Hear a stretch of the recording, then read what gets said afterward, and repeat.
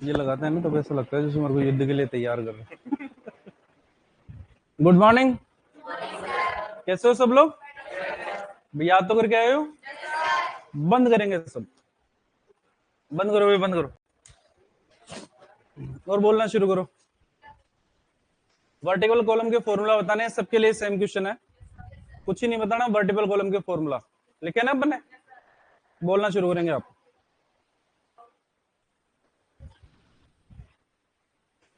बैठे बैठे बोलना, आराम से, शरीर को कष्ट बिल्कुल भी नहीं देना है, दिमाग को कष्ट देना है बस।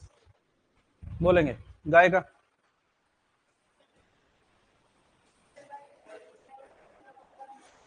आवाज नहीं आनी चाहिए और किसी की।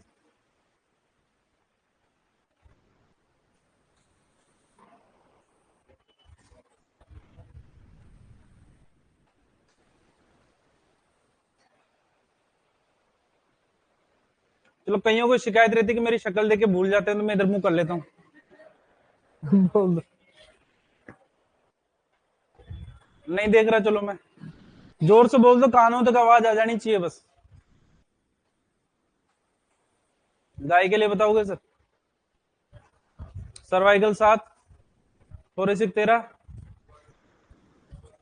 लंबर 7 गलत है, 6, सैक्रम 5,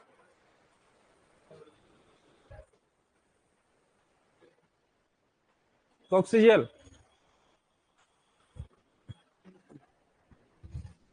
20 से 25 या 15 से 25,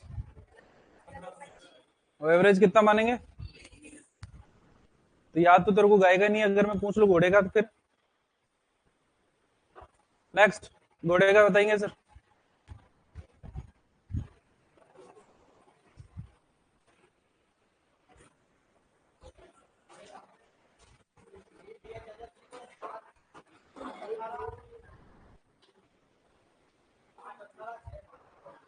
सात 18 6 5। चलो कोक्सीजेल के लिए नहीं पूछ रहे, कोक्सीजेल कितने बोल दो आप, मान लूंगा मैं। सही कह रहे हैं क्या?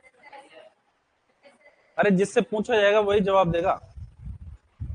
सही कह रहे हैं क्या सर? ये सही है, दोबारा बोल के बताओ।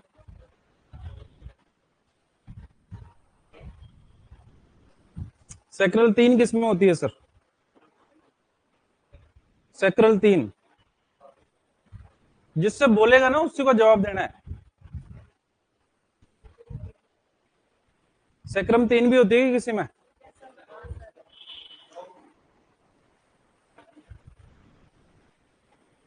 अरे यार तुम्हारे को अंग्रेजी में बोल के बताओ, जिसका नंबर आएगा वही बोलेगा। डॉग का फॉर्मूला बताएंगे सर?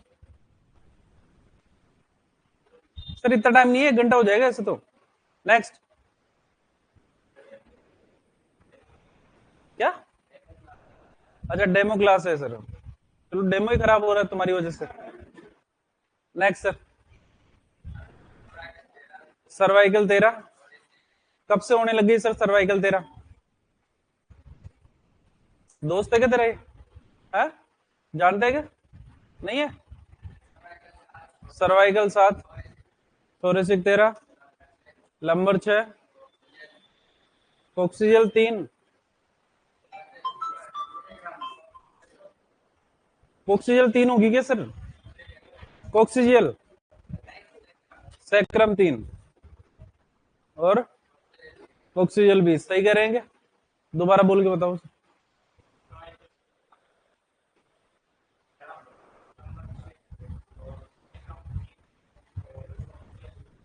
कोक्सीजल 20। नेक्स्ट सर, पिग्गा, पिग, सुअर।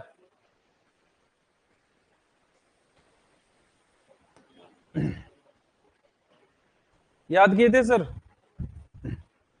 आए थे कल? नहीं है। नेक्स्ट।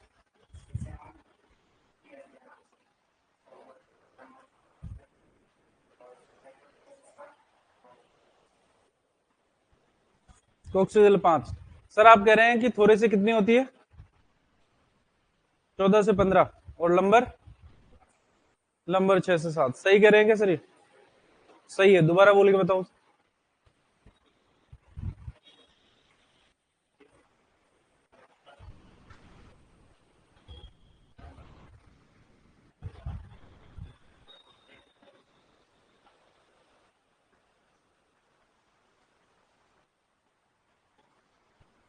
छोड़ो कोक्सियल, मुर्गे का बताओ सर।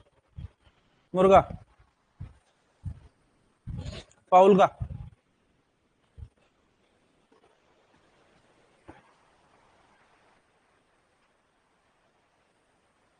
नेक्स्ट, बीच वाले सर।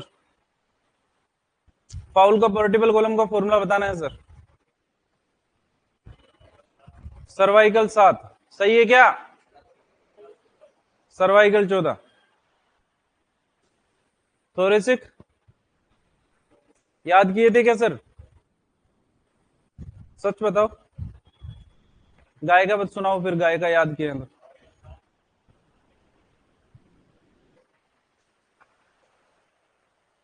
1525, एवरेज कितना मानेंगे? 20। अब बताओ फाउल का।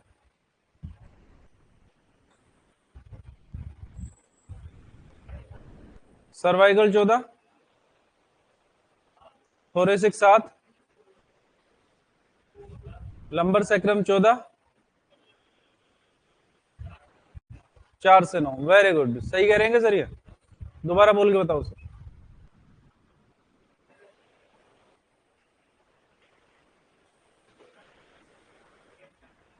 4 से 9, वेरी गुड सर। पीछे वाले सर, कैमल का बताएंगे सर? हाँ सर, आप ही पीछे वाले। कितने? सैक्रम 7। पहले तो आप 5 प्रकार की कशेरुकों के नाम बताएंगे सर, कौन कौन सी होती है? Cervical, thoracic, lumbar, sacral, coccygeal. तो सैक्रम आएगी कि सर्वाइकल आएगी पहले? है सर्वाइकल। वापिस से बोलो सर, सर्वाइकल कितनी? 7, थोरेसिक 13, सही है क्या सर? पड़ोस वाले भैया बताएंगे। सर ये कह रहे हैं कि ऊंट के अंदर सर्वाइकल 13 होती है, सर्वाइकल नहीं थोरेसिक 13 होती है, सही है क्या? इधर वाले सर। सर इधर देखा करो ना, ऐसे क्या तुम ऐसे गर्दन पीछे छुपा लेते हो? इधर देखो। हाँ सर, ऐसे बोल रहे हैं कि ऊंट के अंदर थोरेसिक 13 होती है, सही है क्या ये बात? आपसे आगे वाले से पूछ रहे हैं हम।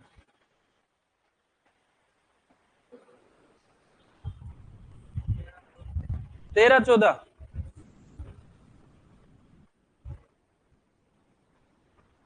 कितनी होती है? 12। तो सर 12 होती है थोरेसिक ऊंट के अंदर। बाकी बताओ सर।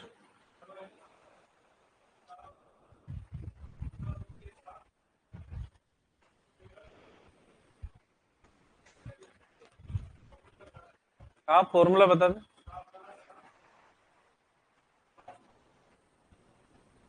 7 12 7 5 5। बेसिकली थोरेसिक अगर याद कर लोगे तो हमारा काम चल जाएगा। Next sir. अब में से कोई भी स्वेच्छा से एक जना खड़ा होकर मेरे को बता दो कि सबके नाम रिवाइज करवा दो सबको। कौन बोलेगा? बोल। इन सबको बता कि अलग अलग पशुओं के अंदर वर्टिकल कॉलम का फॉर्मूला क्या होता है।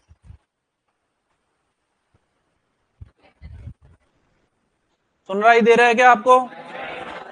जोर से बोलना है।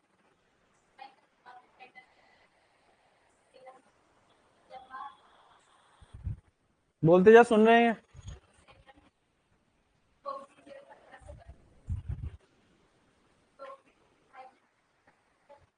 घबराने की जरूरत नहीं है।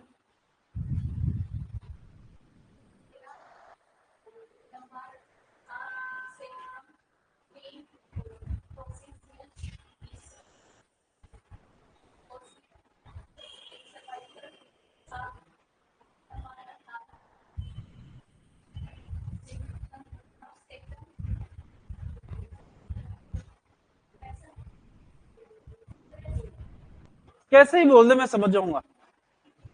अगर सर्वाइकल नहीं बोलना चाहते हो तुम सीधे बोल दो 7 13 6 5 15 से 25।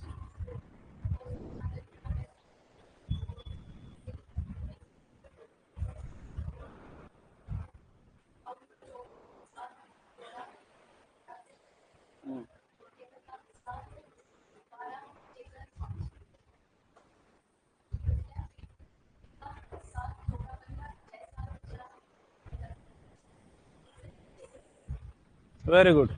चलो, वर्टिकल कॉलम के फॉर्मूला के बाद के अंदर पसलियां लिखी थी अपन ने। पसलियों के अंदर हमने लिखा था कि 3 प्रकार की होती है। सबसे पहले आती है ट्रू रिप्स, उसके बाद में फॉल्स रिप्स, उसके बाद में फ्लोटिंग रिप्स। ट्रू रिप्स को अपन ने एक्सटर्नल रिप्स कहा था, फॉल्स रिप्स को एक्सटर्नल रिप्स कहा था, और फ्लोटिंग रिप्स किसके अंदर पाई गई थी? कुत्ते के अंदर और मानव के अंदर। नोट डाल के लिखा था कि अंतिम जोड़ी पसलियां डॉग के अंदर और फाउल के अंदर, मानव के अंदर कैसी होती है? एक्सटर्नल होती है या फ्लोटिंग होती है? फ्लोटिंग होती है। संख्या की अगर बात करते हैं तो संख्या के लिए हमने कहा था कि थोरेसिक वर्टिब्रा की संख्या के बराबर पसलियों के जोड़ों की संख्या पाई जाएगी। थोरेसिक वर्टिब्रा की संख्या की अगर बात करते हैं तो गाय में कितनी होती है? 13, घोड़े में 18, अगर बात करते हैं डॉग की तो 13, पिग की बात करते हैं 14 से 15, और मुर्गे की बात करते हैं तो 7। एक्सटर्नल रिप्स की अगर बात करते हैं तो एक्सटर्नल रिप्स गाय के अंदर कितनी होती है? 8, घोड़े के अंदर 8, कुत्ते के अंदर 9, सुअर के अंदर 7, और मुर्गे के अंदर बाकी बची हुई कौन सी कहलाएगी? एक्सटर्नल। एक्सटर्नल रिप्स की संख्या की अगर बात करते हैं तो गाय के अंदर कितनी होगी? जबकि घोड़े के अंदर, सुअर के अंदर, घोड़े के 7 से 8, सुअर के अंदर, डॉग के अंदर और मुर्गे के अंदर 2। यहां तक लिख लिया था। चलो, केटल के अंदर पाई जा रही है कितनी? 13 जोड़ी, सही है ना? 13 जोड़ी के अंदर से एक बुक में क्वेश्चन दे रखा था कि इन 13 जोड़ी के अंदर से कौन से नंबर की सबसे लंबी होती है और सबसे चौड़ी होती है? केटल की बात कर रहे हैं। केटल में 8, 9 और 10 पेयर रिप्स, सबसे लंबी तथा सबसे चौड़ी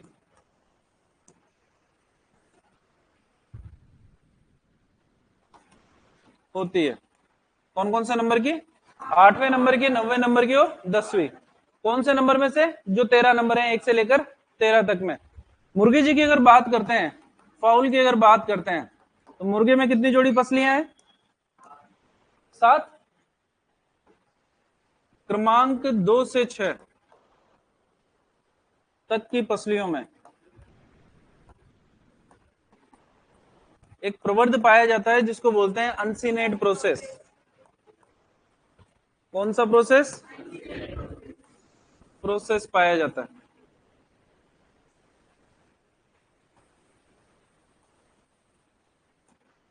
तो मुर्गे के अंदर क्रमांक 2 से लेकर 6 तक की पसलियों के पश्चिम मध्य भाग के ऊपर एक प्रोसेस पाया जाता है जिसको बोलते हैं अनसीनेट प्रोसेस। आपसे सिर्फ इतना पूछा जाता है कि अनसीनेट प्रोसेस पाया किस में जाता है?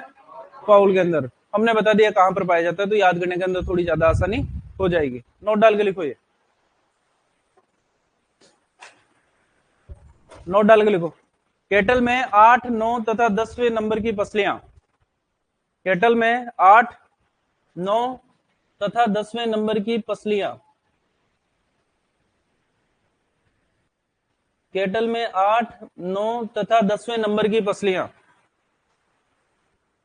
केटल में 8, 9 तथा 10वें नंबर की पसलियां सबसे लंबी व सबसे चौड़ी होती है। सबसे लंबी तथा सबसे चौड़ी होती है। सबसे लंबी तथा सबसे चौड़ी होती है।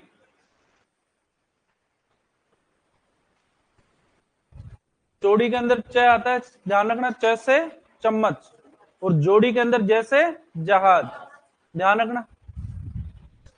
देखो यहां पर च से चम्मच लिखा है, देख के गलत नहीं लिखोगे तुम।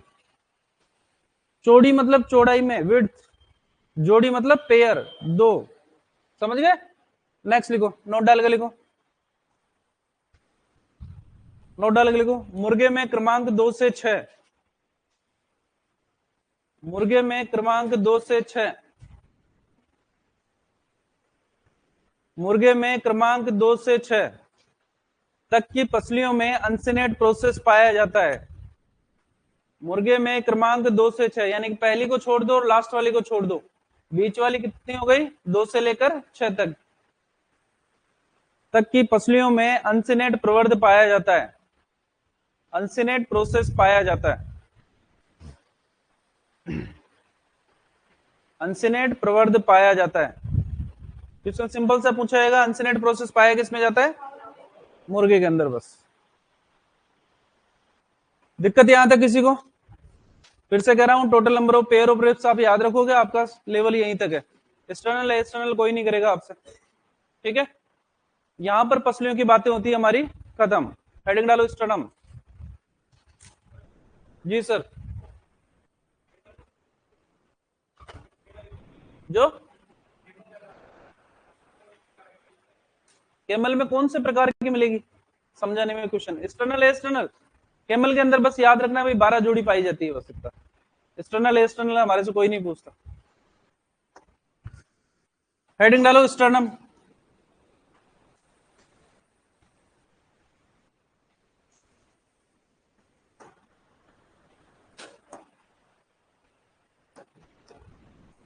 स्टर्नम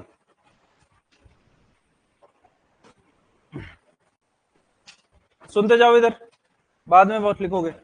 स्टर्नम की अगर बात करते हैं तो स्टर्नम को ब्रेस्ट बोन भी कहते हैं। क्या कहते हैं? पिछली बार क्वेश्चन पूछा गया था कि स्तन की अस्थि किसे कहते हैं। किसी ने नहीं सुना था कि स्तन की अस्थि होती क्या है? तो जब हिंदी करने वाले को हिंदी करनी होती है ना, तो वो कैसे भी कर देगा वो, फिर हमारे को दिक्कत हो जाती है। तो स्तन की अस्थि किसी ने नहीं पढ़ा था, लेकिन ब्रेस्ट बोन इंग्लिश के अंदर दिया हुआ था, तो जिसने भी इंग्लिश के अंदर देखा वो ब्रेस्ट बोन सही करके आया स्टर्नम। इसीलिए कहता हूं टर्म हमेशा अंग्रेजी के अंदर याद रखो, और पेपर के अंदर जहां पर हिंदी में समझ में नहीं आए एक बार अंग्रेजी रेफर जरूर किया करो कि इंग्लिश में क्या लिखा हुआ है। दोनों लैंग्वेज के अंदर किसी भी प्रकार की कोई दिक्कत आएगी तो इंग्लिश वाला वर्जन सही माना जाएगा। तो अगर आपसे पूछा जाए कि ब्रेस्ट बोन कौन सी होती है, जबकि स्तन में अस्थि कौन सी पाई जाती है, कोई सी भी नहीं पाई जाती स्तन में, मेमोरी ग्लैंड में कोई सी बोन नहीं पाई जाती, लेकिन ब्रेस्ट बोन बोलने के कारण हिंदी के अंदर इसको बोल दिया स्तन की अस्थि कौन सी होती है। क्लियर है? स्टर्नम की ही अगर बात करते हैं तो स्टर्नम की जो प्रथम खंड होता है, उस प्रथम खंड को हम कहते हैं मैनुब्रियम। क्या बोलते हैं? मैनुब्रियम। अंतिम खंड पर एक उपास्थि पाई जाती है,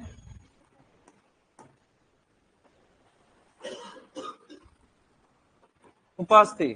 उस उपास्थि को बोलते हैं जीफोइड कार्टिलेज। क्या बोलते हैं?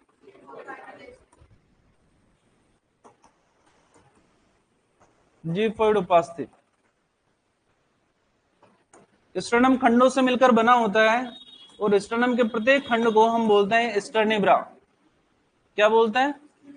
जैसे वर्टिब्रल कॉलम वर्टिब्रा से मिलकर बनता है, वैसे स्टर्नम किससे मिलकर बनता है? स्टर्निब्रा से मिलकर बनता है। संरचना की अगर बात करते हैं स्टर्नम की, तो स्टर्नम कुछ ऐसा मिलेगा आपको,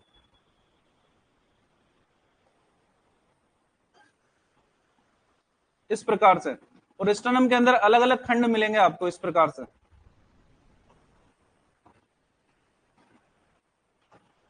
अब सुनो, यहां पर हमने कहा है स्टर्नम का प्रत्येक खंड जो होता है, इन खंडों को हम बोलते हैं स्टर्निब्रा। क्या बोलते हैं?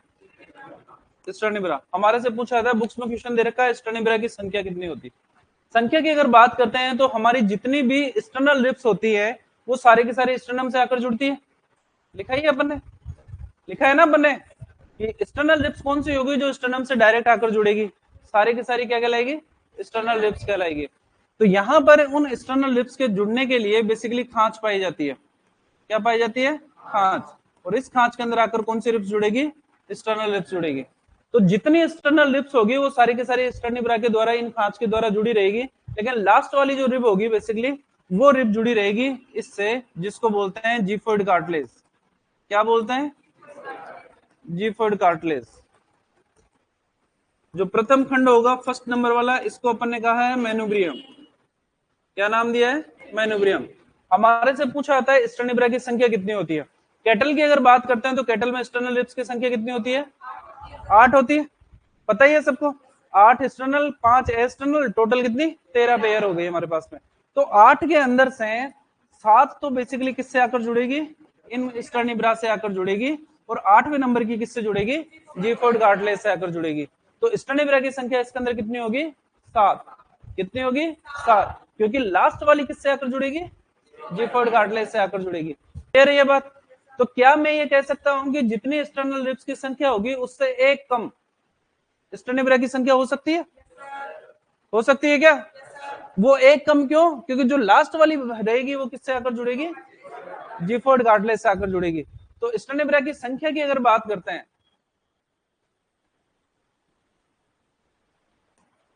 कि संख्या की अगर बात करते हैं तो कैटल के अंदर कितनी होगी? 7। घोड़े के अंदर कितने होगी? कितनी होगी? डॉग के अंदर कितनी होगी? पिग के अंदर कितनी होगी? और फाउल में कितनी होगी? कितनी होगी? क्यों होगी 4? क्योंकि यहीं पर अगर एक्सटर्नल रिब्स की संख्या लिखें, किस संख्या की अगर बात करते हैं, कैटल के अंदर कितनी थी? घोड़े के अंदर, डॉग के अंदर, पिग के अंदर और फाउल के अंदर। तो जितनी हमारे पास में एक्सटर्नल रिब्स है उससे एक कम आपको क्या मिलेगी? स्टर्निब्रा की संख्या। तो अगर आपको थोरेसिक वर्टिब्रा की संख्या याद है तो आपको total number of pair of ribs याद करने की जरूरत नहीं, क्योंकि बिल्कुल बराबर होगी। और अगर आपको एक्सटर्नल रिब्स की संख्या याद है तो आपको एक्सटर्नल याद करने की जरूरत नहीं, क्योंकि टोटल तो वहां से आ ही जाएगा। एक्सटर्नल याद है तो बाकी बची हुई एक्सटर्नल, और यही एक्सटर्नल याद है तो आपको स्टर्निब्रा की संख्या भी याद रखने की आवश्यकता नहीं होगी। क्लियर है सबको? क्वेश्चन पूछा जाएगा स्टर्नम के प्रथम खंड को क्या कहते हैं? अंतिम खंड पर स्थित उपास्थि को? स्टर्नम के प्रत्येक खंड को? स्टर्निब्रा की संख्या की बात करें तो कैटल में, घोड़े में, सुअर में, घोड़े में, घोड़े में, सुअर में, पिग में। अरे जरूरी थोड़ी लाइन से ही बोलूं मैं, तुम तो बस पकड़ लेते हो, हाँ ये वाला है बस, और कुछ नहीं। अब सुनो, यहां पर आगे सुनो, इंपॉर्टेंट बातें। आगे अगर बात करते हैं तो स्टर्नम का आकार हमारे से पूछा जाता है जो होता है फ्लैट। कैसा होता है? अगर आपसे पूछा जाए स्टर्नम निम्न में से कौन सी कैटेगरी के अंदर पाया जाता है तो क्या आंसर दोगे? फ्लैट। ठीक है, लेकिन सबको फ्लैट स्टर्नम दे दिए भगवान ने, भगवान कह दिए बोले स्टर्नम सबको बराबर मिलेगा, लेकिन घोड़ा अड़ गया, बोले नहीं साहब, ऐसे नहीं साहब, मैं तेज दौड़ने वाला, मैं पावरफुल, मेरे को इन गाय घोड़ों के बराबर कर रहे हो आप मेरे को, है ना? बोले क्या चाहिए तेरे को? मेरे को अलग चाहिए। बोले बता कैसा चाहिए? बोले मेरे को नाव अच्छी लगती है तो नाव जैसा स्टर्नम बना दो। इसलिए भगवान ने घोड़े के अंदर स्टर्नम बनाया बोट शेप।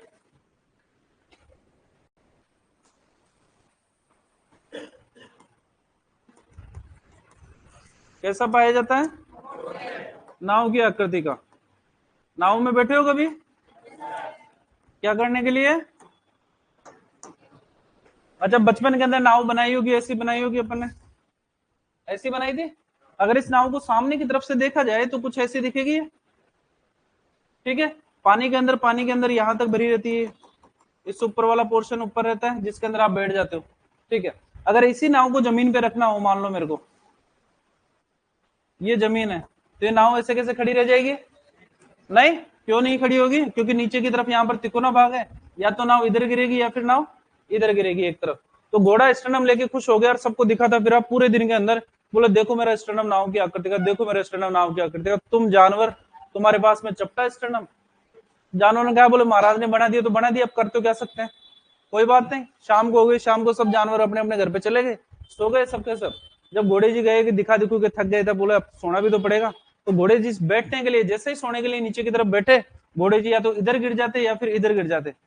घोड़े जी परेशान हो गए, बोले यार ये क्या चक्कर हुआ, नाव की आकृति के चक्कर में फंस गए अपन तो घोड़े जी वापस गए महाराज के पास, बोलो महाराज महाराज ये क्या कर दिया? बोले क्या हुआ बेटा? बोले नाव की आकृति का स्टर्नम तो दिक्कत कर रहा है। बोले तूने तो कहा था नाव की आकृति का चाहिए। बोले महाराज अब इसको चपटा ही बना दो आप तो। बोले अब नहीं बन सकता, अब तो डीएनए कोडिंग वोडिंग सब हो चुकी है, अब इसमें चेंजेस नहीं होंगे। तो महाराज बोले मैं गिर रहा हूँ, सो नहीं पा रहा हूँ, ढंग से सो नहीं पाऊंगा तो जीऊंगा कैसे मैं? नींद भी तो जरूरी है, जैसे आप भी तो 18 घंटे सोते हो, नहीं? कितने घंटे सोते हो? 8 घंटे सोया करो कम से कम, है ना? ये 4-5 घंटे वाले काम मत किया करो, है ना? आराम से सोया करो 8 घंटे कम से कम। 8 घंटे की नींद जरूरी है। 8 घंटे सोने के, 3 घंटे कोचिंग के, कितने हो गए? 11। बाकी कितने बचे? 13 बच गए ना? जितना मन करे उतना पढ़ लिया करो तुम, एक एक बार तो रिवीजन कर ही लिया करो। तो घोड़े जी को कह दिया कि बोले यार इसमें तो चेंजेस हो नहीं सकता, लेकिन सोने का कुछ और जुगाड़ करते हैं तुम्हारा। तो घोड़े जी ने, महाराज जी ने क्या कहा? महाराज जी ने बना दिया लॉकिंग मैकेनिज्म बना दिया। घोड़े जी को कह दिया कि जैसे ही आपको नींद आएगी, आपके दिमाग के अंदर नींद वाला बटन दबेगा, वैसे ही आपके जॉइंट्स के अंदर जितने भी लिगामेंट्स पाए जा रहे हैं वो स्टिफ कंडीशन के अंदर आ जाएंगे, कॉन्ट्रैक्शन वाली कंडीशन के अंदर आ जाएंगे। जैसे हाथ को नॉर्मली अपन ऐसे हिलाते रहते हैं तो लिगामेंट लूज रहते हैं, लेकिन ऐसे टाइट कर लूं मैं तो हाथ को नॉर्मली मोड़ सकते हो क्या आप? नहीं मोड़ सकते। वैसे ही घोड़े के अंदर ये लिगामेंट्स स्टिफ हो जाते हैं, जिसकी वजह से घोड़ा खड़ा खड़ा सो पाता है। एक नाव की आकृति के स्टैंड में घोड़े को खड़े खड़े सुला दिया, है ना? लॉकिंग मैकेनिज्म ये, जब भी सोएगा घोड़ा खड़े खड़े सोएगा। अब दूसरी बात के साहब, हम तो घोड़े को देखा है नीचे बैठे की तरफ, आपने घोड़े को बैठे हुए नहीं देखा, आपने घोड़े को लेटे हुए देखा है। घोड़ा के अंदर जब भी कोलिक नाम सुना है, कोलिक अब्डोमिनल पेन जब होता है घोड़े के अंदर, उस केस के अंदर घोड़ा चारों पैर एक तरफ करके लेट जाता है और पैरों को जोर जोर से जमीन पर पटकना शुरू करता है। तो घोड़ा बैठेगा नहीं, लेटेगा चारों पैर एक तरफ करके। गाय भैंस भेड़ बकरी बैठेगी नीचे स्टर्नम को टिका के, क्योंकि स्टर्नम कैसा है, फ्लैट है। बहुत इंपॉर्टेंट क्वेश्चन है कि नाव की आकृति का स्टर्नम किसमें पाया जाता है। अगर सीधा पूछा है स्टर्नम के आकार कैसा होता है तो चपटा, क्लियर। और घोड़े के अंदर पूछे तो नाव की आकृति का या बोट शेप स्टर्नम। तो स्टर्नम की अगर बात करते हैं तो स्टर्नम को ब्रेस्ट बोन या स्तन की अस्थि भी कहते हैं। स्टर्नम के प्रत्येक खंड को स्टर्निब्रा कहते हैं, तथा प्रथम खंड पर जो प्रथम भाग जो होता है उसको मैन्यूब्रियम, अंतिम खंड पर उपास्थि को जीफोइड कार्टिलेज। स्टर्निब्रा की संख्या अपन लिख लेंगे, आकार फ्लैट है ही घोड़े के अंदर नाव की आकृति का। दिक्कत यहां तक किसी को? लिखना शुरू करो। हेडिंग डालिए स्टर्नम, लिखो इसे ब्रेस्ट बोन या स्तन की अस्थि भी कहते हैं। लिखो इसे स्तन की अस्थि या ब्रेस्ट बोन भी कहते हैं, आप अंग्रेजी में याद रखना।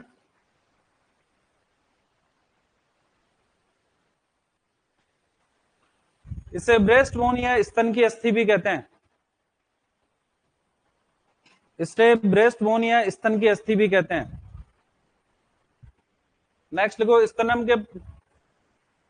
के प्रत्येक खंड को, स्टर्नम के प्रत्येक खंड को, स्टर्नम के प्रत्येक खंड को, स्टर्नम के प्रत्येक खंड को स्टर्निब्रा कहते हैं। स्टर्नम के प्रत्येक खंड को स्टर्निब्रा कहते हैं, स्टर्निब्रा कहते हैं। स्टर्नम के प्रत्येक खंड को स्टर्निब्रा, ये लिखा हुआ, कहते हैं। क्या बोलते हैं? स्टर्निब्रा। नेक्स्ट लिखो स्टर्नम के प्रथम खंड को मैन्यूब्रियम, स्टर्नम के प्रथम खंड को मैन्यूब्रियम, स्टर्नम के प्रथम खंड फर्स्ट सेगमेंट को मैन्यूब्रियम, स्टर्नम के प्रथम खंड को मैन्यूब्रियम, ये लिख रहा, तथा अंतिम खंड पर स्थित उपास्थि को, स्टर्नम के प्रथम खंड को मैन्यूब्रियम तथा अंतिम खंड पर स्थित उपास्थि को, तथा अंतिम खंड पर स्थित उपास्थि को, तथा अंतिम खंड पर स्थित उपास्थि को जीफोइड उपास्थि या जीफोइड कार्टिलेज कहते हैं। स्टर्नम के प्रथम खंड को मैन्यूब्रियम तथा अंतिम खंड पर स्थित उपास्थि को जीफोइड उपास्थि, जीफोइड कार्टिलेज कहते हैं।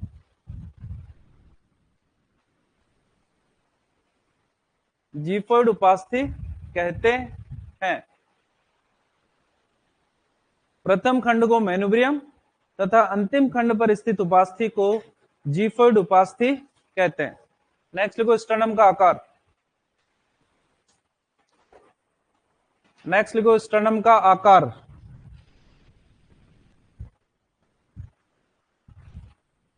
नेक्स्ट लिखो स्टर्नम का आकार कैसा होता है? चपटा या फ्लैट। लिखो स्टर्नम का आकार फ्लैट या चपटा, स्टर्नम का आकार फ्लैट या चपटा। नोट डाल के लिखो, नोट डाल के लिखो। घोड़े में नाव की आकृति, ब्रैकेट में लिखोगे बोट शेप। घोड़े में नाव की आकृति, ब्रैकेट में लिखोगे बोट शेप। घोड़े में नाव की आकृति बोट शेप स्टर्नम पाया जाता है। घोड़े में नाव की आकृति बोट शेप स्टर्नम पाया जाता है। घोड़े के अंदर ही आकार की बात करेंगे जब पढ़ेंगे यूरिनरी सिस्टम या उत्सर्जन तंत्र, वहां पर बात करेंगे किडनी की। किडनी के जो आकार होती है वो होती है बीन शेप, लेकिन घोड़े के अंदर राइट किडनी कैसी होती है? हार्ट शेप, हृदय के आकार की। जबकि लेफ्ट किडनी कैसी होती है? Bean shape. तो घोड़े के अंदर राइट किडनी और लेफ्ट किडनी दोनों का आकार अलग अलग होता है। जब यूरिनरी सिस्टम पढ़ेंगे उस टाइम पे बात कर लेंगे। नेक्स्ट लिखो स्टर्निब्रा की संख्या, नेक्स्ट लिखो स्टर्निब्रा की संख्या।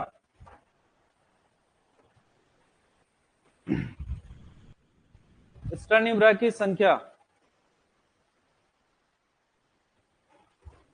लिखो। कैटल में 7, हॉर्स में 7, डॉग के अंदर 8, पिग में 6, फाउल में 4।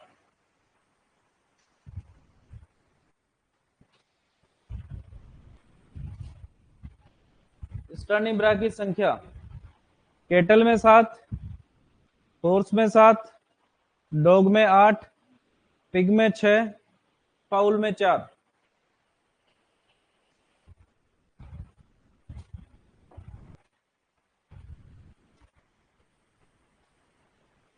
याद हो जाए तो ठीक है, नहीं हो तो भी कोई दिक्कत नहीं है, एग्जाम में कोई नहीं पूछेगा आपसे।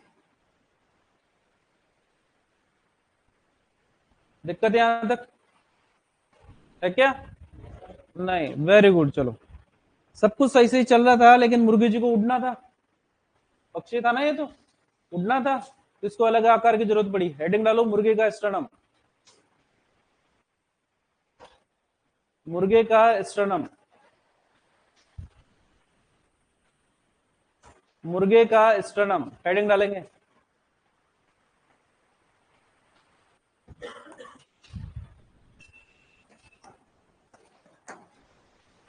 मुर्गे का स्टर्नम।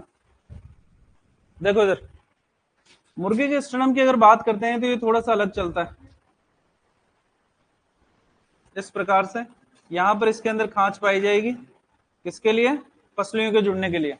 हमारे अंदर या पशुओं की बात करते हैं तो शुरुआत जब होती है फर्स्ट पेयर ऑफ लिप्स है, तो पहले हमारे पास में आती है एक्सटर्नल लिप्स, उसके बाद में आती है एक्सटर्नल लिप्स, और उसके बाद में फ्लोटिंग लिप्स। ठीक है, तो फ्लोटिंग लिप्स तो डॉग और मानव में पाई जाएगी, बाकी सभी जानवरों के अंदर पहले एक्सटर्नल, उसके बाद में एक्सटर्नल। मुर्गे जी थोड़े अलग चलेंगे। मुर्गे जी के अंदर उल्टा होगा, पहले 2 पसलियां जो होगी वो होगी एक्सटर्नल, और उसके बाद में 5 पाई जाएगी, वो मिलेगी एक्सटर्नल। उल्टा है ये थोड़ा सिस्टम, कोई नहीं पूछेगा आपसे।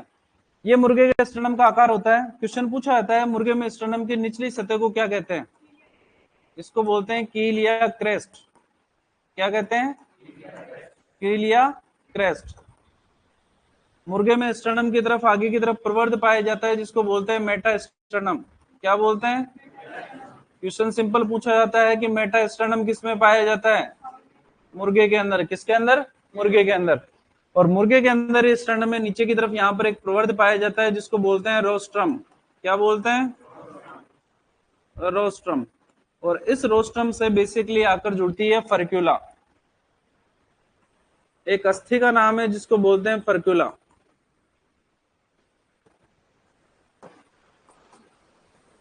फर्क्यूला आकर जुड़ती है। ठीक है, अब सुनो, ये तो नॉर्मल बातें हो गई। रोस्ट्रम की बात करते हैं अपन। क्लेविकल नाम सुना है? ये इसको कोलर बोन को क्लेविकल बोलते हैं। ठीक है ना? तो मानव के अंदर पाई जाती है, मानव के अंदर पाई जा रही है, तो किसमें भी मिलेगी? कुत्ते के अंदर भी मिलेगी, और कुत्ते के साथ साथ ही मुर्गे के अंदर भी मिलती है। ठीक है, तो मुर्गे के अंदर जो क्लेविकल होती है, इधर की तरफ वाली और इधर की तरफ वाली, लेफ्ट साइड और राइट साइड दोनों तरफ की क्लेविकल नीचे की तरफ आकर एक वी आकृति बनाती है, और इस वी आकृति को ही अपन क्या बोलते हैं? फर्कुला। क्या बोलेंगे? फर्कुला। और ये फर्कुला किससे आकर जुड़ेगी? रोस्ट्रम से। और ये रोस्ट्रम किसके अंदर पाया जाएगा? मुर्गे के स्टर्नम के अंदर। तो मुर्गे की अगर बात करते हैं तो जस्ट इसके बाद में, स्टर्नम के जस्ट बाद में अपन क्लेविकल पढ़ेंगे, वहां पर अपन लिख लेंगे फर्कुला होती क्या है। अभी सिर्फ इतना ही ध्यान रखना है कि रोस्ट्रम से क्या आकर जुड़ेगी?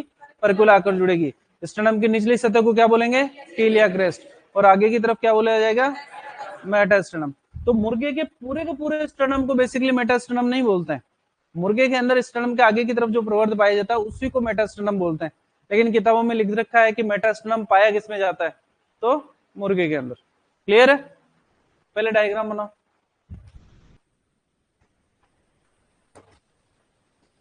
हेडिंग डाली है अपन ने, मुर्गे का स्टर्नम।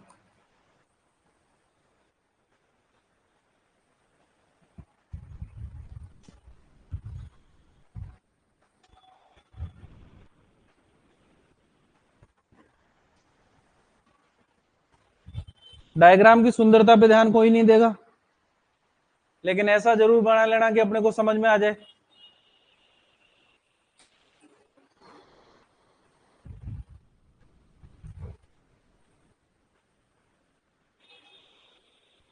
लगे सर आज जैसे हंस्याकार है, लेकिन बोल मत देना तुम हंस्याकार है। आकार से मतलब नहीं है स्टर्नम के अंदर हमारे को।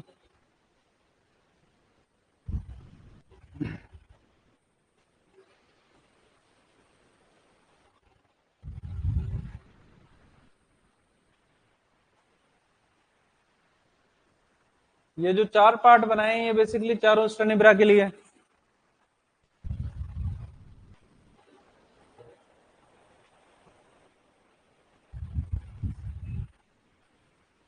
बना लिया? आराम से बनाओ, आराम से।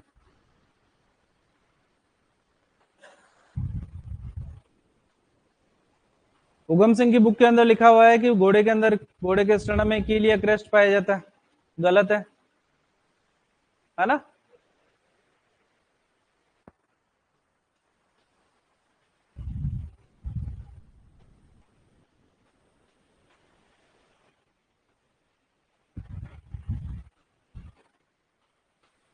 लिखो इसके अंदर, मुर्गे में स्टर्नम की निचली सतह को कील या क्रेस्ट कहते हैं। मुर्गे में स्टर्नम की निचली सतह को कील या क्रेस्ट कहते हैं। मुर्गे में स्टर्नम की निचली सतह को कील या क्रेस्ट कहते हैं। मुर्गे में स्टर्नम की निचली सतह को कील या क्रेस्ट कहते हैं। मुर्गे में स्टर्नम की निचली सतह को कील या क्रेस्ट कहते हैं। मुर्गे में स्टर्नम की निचली सतह को कील या क्रेस्ट कहते हैं। नेक्स्ट लिखो, इसकी अवतल सतह पर, इसकी अवतल सतह पर, इसकी अवतल सतह पर प्रवर्ध पाया जाता है जिसे मेटास्टर्नम कहते हैं। इसकी अवतल सतह पर प्रवर्ध पाया जाता है जिसे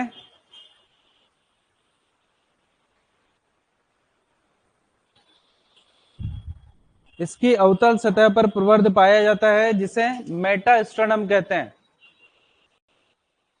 जिसे मेटास्टर्नम कहते हैं।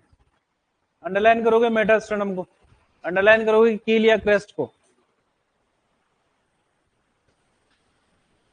ठीक है, नेक्स्ट लिखो, स्टर्नम के आगे की ओर प्रवर्ध रोस्ट्रम पाया जाता है।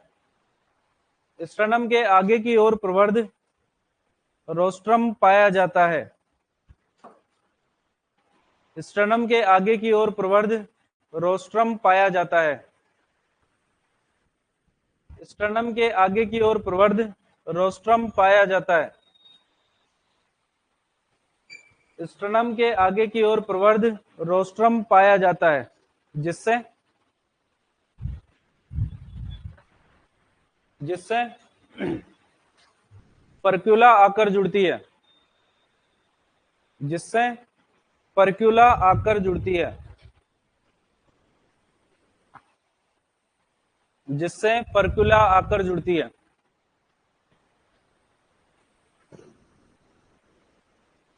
क्या आकर जुड़ेगी? परकुला। और परकुला बेसिकली होगी क्या? Clavicle bone.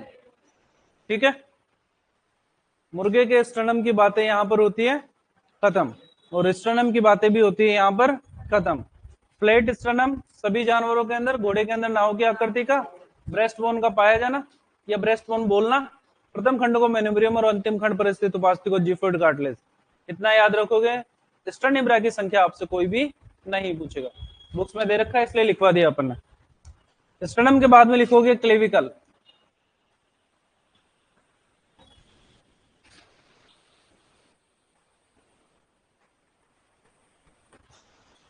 ये कुछ अलग अस्थियां हैं जो पाई जा रही हैं, सभी के अंदर नहीं पाई जाएगी।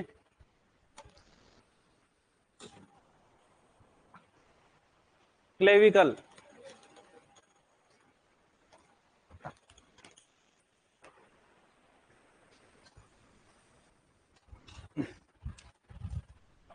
सुनते जाओ, बाद में लिखना। क्लेविकल की अगर बात करते हैं तो इसे कोलर बोन भी कहते हैं। कौन सी बोन? कॉलर बोन इसलिए बोलते हैं क्योंकि हमारी कॉलर के नीचे पाई जाती है। पूछा जाता है किस किस के अंदर पाई जाती है? डॉग और फाउल में उपस्थित होती है। पिग की अगर बात करते हैं तो अल्प विकसित होती है। और अगर बात करते हैं हॉर्स की और कैटल की, इन दोनों के अंदर क्या होती है? अनुपस्थित होती है। चार ऑप्शन दिए जाते हैं, डॉग, फाउल, पिग, हॉर्स। निम्न में से क्लेविकल किसमें नहीं पाई जाती? क्या आंसर दोगे? हॉर्स। ठीक है, हॉर्स कैटल ऑप्शन में नहीं दे रखा हो तो फिर आंसर क्या करके आओगे? पिग। क्लियर है? ठीक है, इंपॉर्टेंट है, कॉलर बोन किसे कहते हैं? नोट डाल के लिखेंगे। मुर्गे में दोनों ओर की क्लेविकल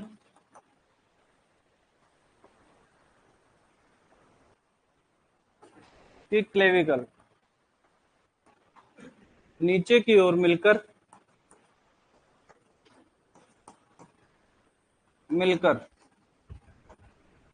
वी आकृति बनाती है। कौन सी आकृति बनाती है? और इस वी आकृति को ही हम क्या बोलते हैं? फर्क्यूला। क्या कहेंगे इसे? फर्कुला कहेंगे। तो अगर फर्कुला की अगर बात करते हैं तो ये फर्कुला बेसिकली अपने आप के अंदर क्या होगी? क्लेविकल ही होगी, जो नीचे की ओर मिलकर क्या बनाएगी? वी आकृति बनाएगी। और ये फर्कुला स्टर्नम के कौन से पार्ट से जाकर जुड़ेगी? रोस्ट्रम से जाकर जुड़ेगी। दिक्कत यहां तक है क्या? नहीं sir, very good, intelligent. Clavicle के बाद में नेक्स्ट जो बोन आती है उसको बोलते हैं हम कोरेकोइड। क्या बोलते हैं? ध्यान रखना, कोरेकोइड प्रोसेस भी होता है। और हम बात करें यहाँ पर अभी कोरेकोइड बोन के, कोरेकोइड अस्थि की। क्वेश्चन पूछा जाता है कि कोरेकोइड अस्थि पाई किसमें जाती है? कोरेकोइड अस्थि की अगर बात करते हैं तो सिर्फ पक्षियों के अंदर पाई जाएगी, यानी कि सिर्फ किसके अंदर मिलेगी? फाउल के अंदर मिलेगी। ठीक है, पक्षियों के अंदर जानते हो आप, पक्षियों के अंदर जो आगे वाले पैर होते हैं वो पंखों के अंदर रूपांतरित होते हैं। तो पक्षियों ने कहा कि महाराज उड़ना है हमारे को, हमारे हाथ नहीं हमारे पंख बना दो। महाराज ने पंख बना दिए भाई, कि जा उड़ ले अपनी जिंदगी, जी ले अपनी जिंदगी। सारी की सारी बोन्स जो अग्रपाद के अंदर थी वो मुर्गे के अंदर भी डाल दी। वही humerus, scapula, radius, ulna, carpal, metacarpal, phalanges वगैरह सारी सब कुछ डाल दी। और डालने के बाद में भेज दिया, बोले जा तू जी ले अपनी जिंदगी, उड़ ले। मुर्गे जी ने उड़ने की कोशिश करी लेकिन उड़ नहीं पाया। मुर्गे जी परेशान होने के बाद के अंदर वापस आ गए तो महाराज पंख तो लगा दिए लेकिन उड़ तो अभी भी नहीं पा रहा हूँ। तो बोले यार क्या हो गया, तेरी बोन्स के अंदर न्यूमेटिक फोरामन भी लगा दिया, बोन्स का वजन भी कम हो गया, पंख भी तेरे चौड़े हैं, आराम से अब तो उड़ना चाहिए लेकिन उड़ नहीं पा रहा। चित्रगुप्त को बुलाया गया कि बता भाई क्या समस्या है। तो चित्रगुप्त ने कहा कि महाराज सब कुछ ठीक है, इसके अंदर दिक्कत एक ही है कि इसको ऊपर उठने के लिए जितनी हवा नीचे फेंकनी चाहिए उतनी नहीं फेंक रहा है, यानी पंख जितनी जोर से फड़फड़ाना चाहिए उतनी जोर से फड़फड़ा नहीं पा रहा है, इसलिए उड़ नहीं पा रहा है। तो बोले क्या करें? बोले महाराज जानवरों के अंदर पक्षियों के अंदर कुछ तो फर्क होना चाहिए। बोले क्या फर्क करेगा? बोले हमारे को पंखों को एक्स्ट्रा सपोर्ट प्रदान करने के लिए एक एक्स्ट्रा अस्थि लगानी पड़ेगी, जो एक तरफ से किससे जुड़ेगी? स्टर्नम से, और दूसरी तरफ किससे जुड़ेगी? शोल्डर जॉइंट से जुड़ेगी, स्केपुला से जाकर जुड़ेगी। इस अस्थि को ही अपन क्या बोलेंगे? कोरेकोइड। तो कोरेकोइड की अगर बात करते हैं तो मुर्गे के अंदर पाई जाती है, एक ओर से स्टर्नम से जुड़ेगी तथा दूसरी ओर से स्केपुला से जुड़ती है। तो हमारे अंदर अगर बात करते हैं तो हमारे अंदर ये पीछे की तरफ स्केपुला, ये हमारा शोल्डर जॉइंट। स्केपुला के अंदर केविटी पाई जाती है जिसको बोलते हैं ग्लिनोइड केविटी। तो ग्लिनोइड केविटी की अगर बात करते हैं तो ह्यूमरस का हेड आकर जुड़ेगा इसके अंदर, साथ ही साथ हमारी जो क्लेविकल है वो भी यहाँ पर आकर जुड़ रही है। मुर्गे के अंदर यहाँ पर एक्स्ट्रा अस्थि और आ गई, कौन सी? कोरेकोइड के नाम से, जो स्टर्नम और यहाँ पर शोल्डर जॉइंट के बीच में काम करेगी। तो मुर्गे की स्केपुला जब पढ़ेंगे तो वहां पर स्पेशली लिखेंगे कि मुर्गे की स्केपुला के अंदर फोरामन ट्राइओसियम पाया जाता है, यानी कि ट्राई का मतलब तीन, ओसियम यानी अस्थि में पाए जाने वाला छिद्र, तीन छेद। और उन तीन छेदों में से एक से तो ह्यूमरस जाकर जुड़ेगी, एक से क्लेविकल जाकर जुड़ेगी और एक से कोरेकोइड जाकर जुड़ेगी। अब मुर्गे को एक्स्ट्रा सपोर्ट मिल गया और उसके बाद में पक्षी उड़ने लग गए। इसीलिए सिर्फ और सिर्फ किसके अंदर मिलेगी? पक्षियों के अंदर मिलेगी, मुर्गे के अंदर मिलेगी, और किसी में नहीं मिलेगी। और अगर बात करते हैं क्लेविकल की तो क्लेविकल किस किस में मिलेगी? डॉग और फाउल के अंदर। पिक के अंदर एब्सेंट नहीं बोल सकते अपन के अनुपस्थित है, अल्पविकसित बोलेंगे। एब्सेंट किस में बोलेंगे? दिक्कत यहां तक? ऐसा कैसे उतारोगे?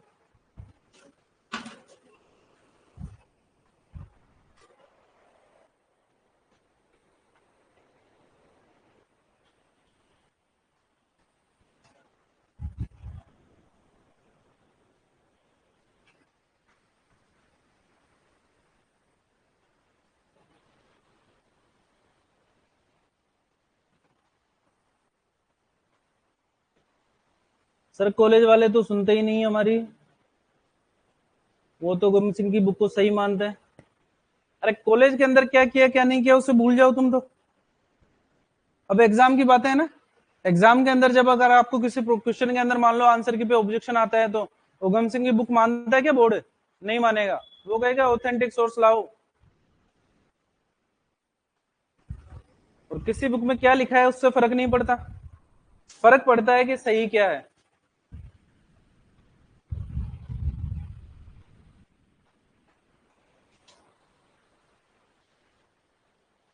उसी गोम सिंह की बुक के अंदर लिख रखा है कि फोरामन ट्राइओसियम स्केपुला के अंदर मुर्गे की स्केपुला में पाया जाता है, जिससे स्केपुला ह्यूमरस और क्लेविकल आकर जुड़ती है।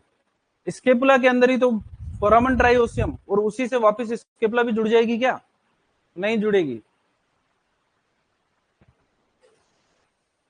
अब ये तो क्या है कि परंपरा चली आ रही है, उसी परंपरा को यूनिवर्सिटी फॉलो कर रही है और उसी परंपरा को आपके कॉलेज फॉलो कर रहे हैं।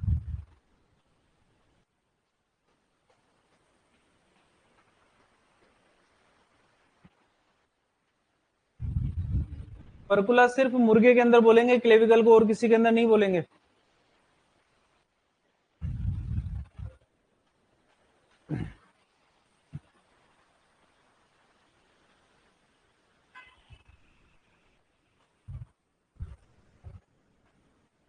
अरे लिखने दो रे सबको, ऐसे क्या करते हो तुम? सर एक बार दोबारा बता दो। दो बार राज जी, क्या दोबारा बताएं? राज राज लिख रहा है इसलिए दो बार राज बोलना पड़ता है मेरे को।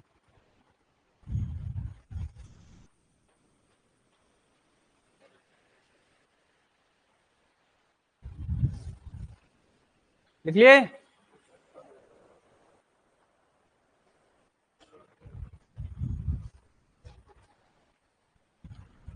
लड़कियों का आधा सौ टाइम तो सिर्फ पेन चेंज करने में चला जाता है इनका। 5 पेन लेके आती है, 5।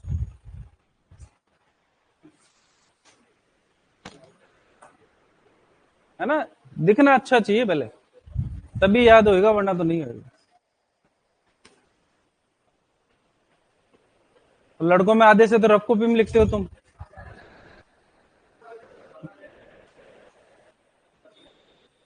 सीखो, तुम सीखो नोट्स कैसे बनाते हैं तुम।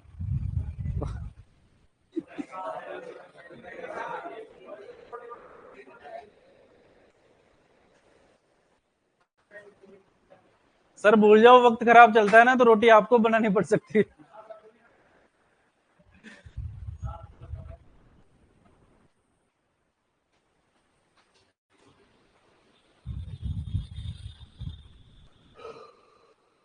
नेक्स्ट लिखो कोरेकोइड, और आगे बोन जरूर लिखना है इसके आगे।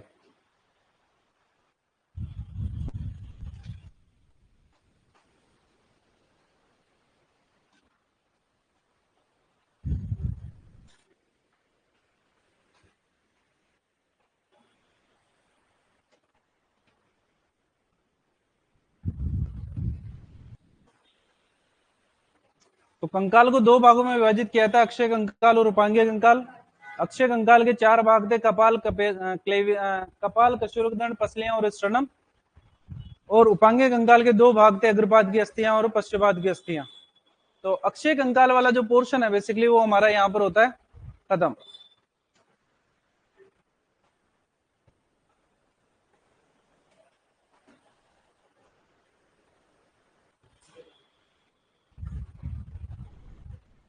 हेडिंग डालोगे अग्रपाद की अस्थियां।